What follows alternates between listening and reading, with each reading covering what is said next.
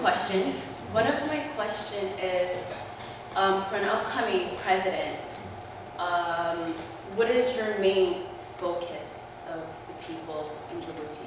Like, is it education, is it job, or any of that? And my second question is, I'm working in a program with working with disability with kids, and for curious, is there a high rate of Djibouti with kids with disability? And if so, is there a facility there for them?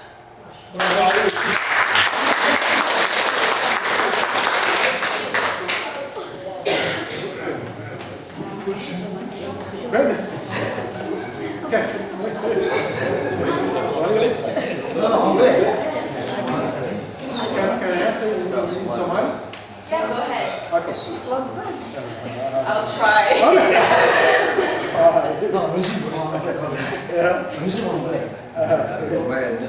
Some of in English. At the end, Somali.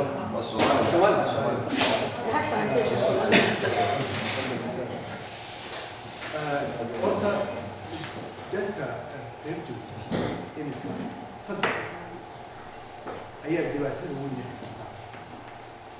Waa tacliinta, education, saxada, iyo dhaqaalaha hadday tahay. Taasi horta waa dhibaatada weyn ee meesha ka haysa. Sidaan u sheegay, boqolkiiba 59% of my jobs. I'm still at the English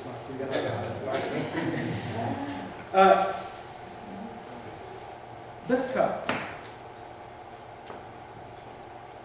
carruurta maxaa walaalaha badii dadka waaweyn ee dhibaatadu haysato Djibouti wax allo wax jiraan ma jirto. Carruurta iskoolka waxaa jira carruur arkinaysa dhibaatooyin iskala jira. Wax allo wax lagu hayaay ma jirto. Marka aad eegto 100 ciyaal oo kalaaska koowaad bilowda, boqolkiiba 22 ayaa ka qalin jebisay oo soo galay. 78 kale soo galay. Kolkaasna shaqo loo. Kolkaasna wax allo wax kale oo loo hayay ayuu jiray. Waxa la yiraahdaa marka ma qoladaadii ka yaraha kinay. Waa kan calaanka oo kan ma garanaysa. maxaa kuwii caadiga ah waxba loo hayn kan maxaa loo haynba. روح من سبحان الله وياه المهي ما رتين الولاد الحوار كان يقول باهية إلا جرجالة مدرن لسها ولا تعبير أيام اللي وركين كانوا بحمله ما هي سجن نجابك حيو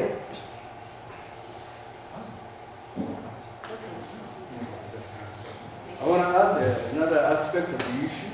واحد بدري يجيب كلام حق مارتي سيستم education and واحد يتكلم aspect كذا جتوه أو دقالها نحن بجتا related to the economy بجتا واحد جرا أرضنا هو واحد جرا قال كل واحد جرا حتى بس كأي سكول كتيرين أنا هيسن هو الدول هيسن بجرا هذا البلد أنا هيسن بجرا أو نعم بس كالراعي دراسة سكول كتير يجرا أو خلاص سكول كوزاك واحد ما يجرا وكان because to compete.